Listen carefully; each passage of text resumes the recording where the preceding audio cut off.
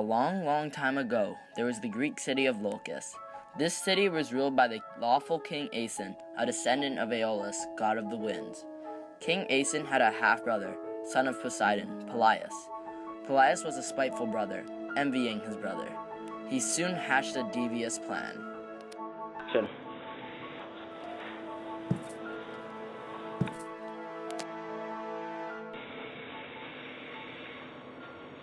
Pelias.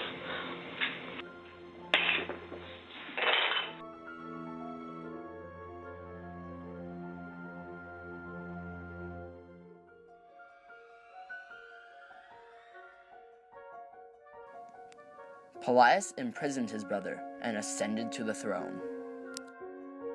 Hello, people of the great city of Iolcus. I am saddened to bring you news that our king, Aeson, and my dear brother have disappeared. But do not fear, for I am willing to lead us to a prosperous new future. To learn about his future, King Pelias visited an oracle. The oracle told him of an inevitable fate, that he would be overthrown by a descendant of Aeolus.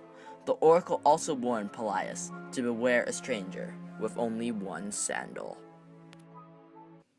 To protect his throne, King Pelias proceeded to execute all descendants of Aeolus in Ithaca. May the next descendant of Aeolus step forward.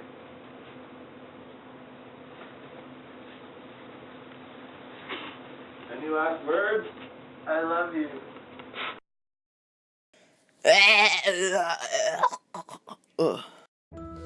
To protect her child, the wife of Aeson hid her son, Diomedes, with the legendary trainer of heroes, Chiron, who vowed to not only protect Diomedes, but to train him to be a great hero of Greece.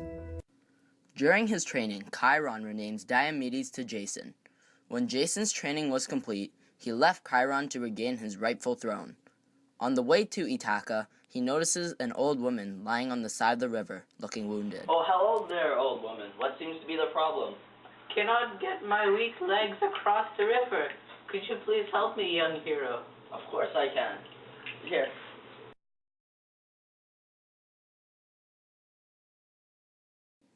Jason started to notice that the woman was getting heavier. He soon collapsed with exhaustion. As he looks up, he notices the woman is now the goddess Hera and vanishes in front of his eyes. Great goddess Hera. Jason then stands up and notices that he is missing one sandal. After traveling for a short while, Jason meets King Pelias and challenges him for the throne. Hello, I am Jason, son of Aeson. I challenge you for the throne that is rightfully mine. Jason, son of Aeson, I shall give you my throne. However, you must sail to the city of Colchis and find the Golden Fleet, so that our land may be at peace. Okay. In Pegasi, Jason meets the shipwright Argus and asks him to build a ship that he will later name the Argo. I need you to build me the greatest ship that has ever sailed the Mediterranean Sea. Alright, that seems doable.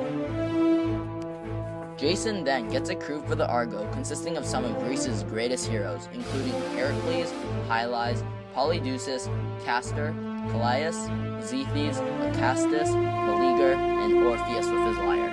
He named his team the Argonauts.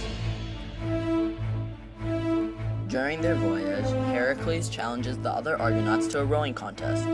After winning the rowing contest, Heracles broke the oar and they had to make a stop on an island to retrieve wood.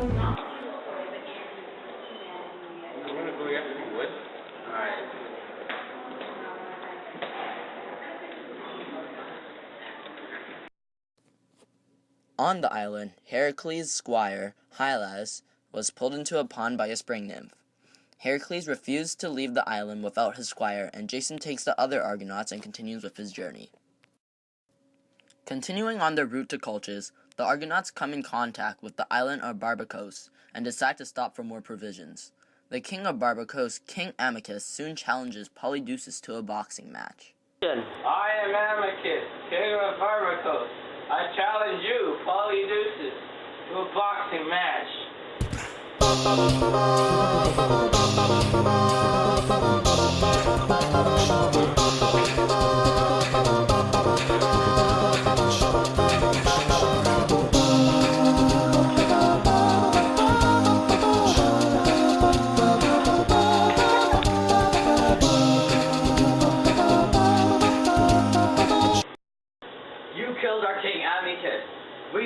take you down.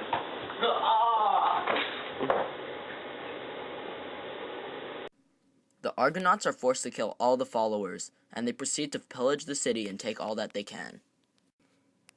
The Argo sails onto the city of Thrace to meet King Phineas, a proclaimed oracle. Who is it? Hello, I am Jason, son of Aeson of the Argonauts. Who are the Argonauts? May I speak to King Phineas? Yo, Phil. Some guy named the Argonauts wants to see you. Come in. Thank you. King Phineas was the victim of a curse in which harpies would stop Phineas from eating anything, but he would continue to live in starvation. King Phineas promises them their future if they get rid of the harpies. Here, I will show you. Oh no, harpy! Callias and Zethus, sons of Boreas, god of the north wind, chase the harpies away forever so that they may get the advice they need to cross the dreaded Symplegades. So, King Phineas, I believe you have a promise to keep. Me and my Argonauts have chased the harpies off your island forever. Now it's time for you to hold up your other end of the bargain. Tell us our prophecy. Yes, you have indeed. And here's your prophecy. To cross the Symplegades, you must row very, very hard. As for your challenges on Colchis, have faith in Aphrodite. Then the Argo continued its voyage eastward, along the shore of the Euxine Sea, past Sinop, and the land of the Amazon warrior maids. At last the snow-capped Caucasus Mountains rose into view. Jason, with a plan to ask for the body of Phrixus and the Golden Fleece as a favor, decided to drop anchor for the night before meeting with King Aeetes in the city of Colchis. After reciting his demands to King Aeetes, the king smiled to himself as he told Jason that he must bring 2 bulls to the field of Ares and sow the serpent's teeth into the fields if he wishes to receive the Golden Fleece and the body of Phrixus in peace. Aeetes knew that the teeth of the serpent would grow to a field of armed warriors that Jason would never be able to defeat. Jason, remembering King Phineas's advice of putting his trust into Aphrodite, prayed for her assistance. Aphrodite heard him and sent her son Eros to Medea, the king's daughter, and made them fall in love. Why, hello, fair maiden. Wow. Do you believe in love at first sight? Medea, who fell in love with Jason, promised to help him with her magic if he would take her with him to Greece. Oh, those are the serpent's teeth used by Cadmus and Phoebe. When you sow them on the field, a group of armed soldiers will pop up, and there's no way you can defeat them. As the sun rose, Jason took on the oncoming bulls. Throughout the day, Jason drove them up and down the field and sowed the teeth. When he finished sowing the teeth, armed soldiers popped out of the ground just as Medea warned. Jason was prepared and threw a rock at the soldiers, and they began attacking each other until they all died.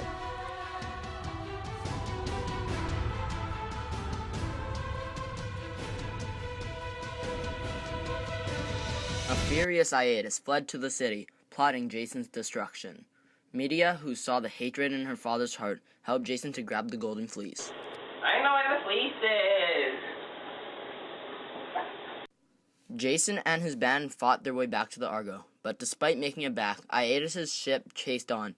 Medea took her young brother and hacked him to pieces, hoping to slow up her father, who stopped to gather them for his burial. On their way back to Lolkis, there are many reports of their travels. Some say they sailed up the Danube through various tributaries until they reached the Mediterranean. Others say that they sailed to Finland, past Britain, and back through the Pillars of Hercules. All the stories agree that before the ship reached home, it sailed for a long time. The gods were angry with the slaying of Absyrtus, so Zeus made the seas roar and the wind howl around the ship until Athene said to them that the Argo refuses to carry them any further without their purifications at the hands of Circe. With this, Jason sailed to Aea, where he took Medea to be cleansed of her blood guilt.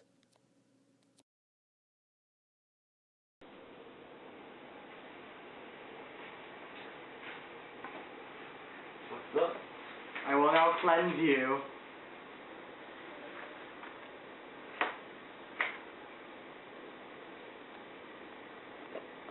Okay. you later. When the ritual was completed, Jason boarded the Argo and sailed along the Italian coast past the island of Sirens. Orpheus drowned out their music with his lyre, and the Argonauts passed with only one casualty, the hero Butes.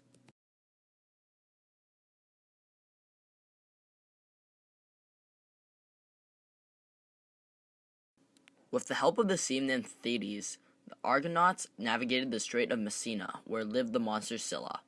Thetis also guided the crew past the wandering rocks and set the Argo on the high seas, heading for the island of Corcyra. As soon as they got to Corcyra, a Colchian expedition sent by Aeetes landed. Both parties met before King Alcinous and Arete, his queen, asking him to judge Medea's case. Yes, I will judge you. Will my beautiful fiancée, Medea, stay with me or go back home to her father in Colchis? I will ponder this while I sleep.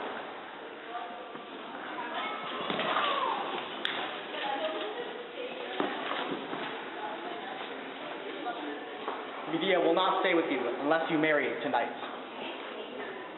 That sounds cool. When Alcinous gave them his decision, Jason claimed Medea, his wife, and the Colchians, fearing to return to Aeetes without Medea, settled in Corcyra and Aea. As your lawful white husband. Now may the groom kiss the bride.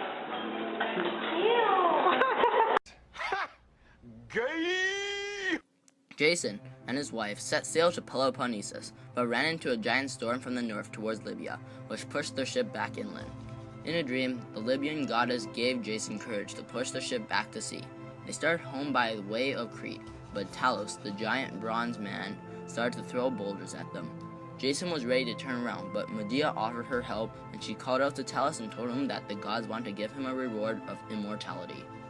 The giant came forward to receive the potion Medea served. Soon, when Talos was asleep, Medea told Jason to remove the bronze stopper from the giant's heel, which drained Talos' divine blood. Soon the Argos reached the Anaphe, and from there they sailed to the island of Aegina. Then the northward voyage to Locus was made in fair weather and without danger. At last, Jason beached the Argo on the sands of Pugasae, and immediately Jason left to save his father. My young son, Diomedes, father! I knew you would rescue me. Oh, Medea, my dear wife, can you please make my father Aeson young again for the time we've lost? Of course. Thank you.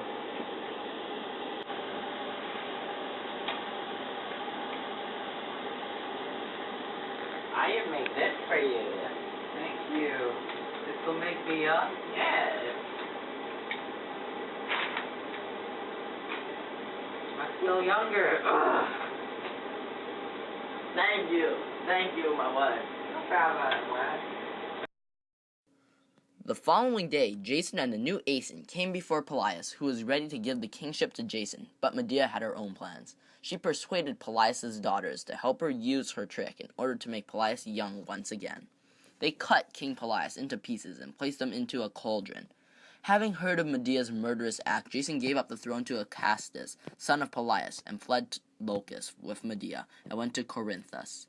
Jason became king there, but always expected Medea of poisoning the previous king to allow Jason to take the throne. After 10 years and 2 children, Jason decided to divorce Medea. He was planning to marry Gauss, daughter of King Creon. Medea responding by acting compliant, but sent a golden crown and a white robe to Glauce. These later igniting into flames at the wedding. Everyone but Jason died. Medea also killed their 2 children. Jason had lost everything. He wandered around the countryside, eventually coming upon the Argo.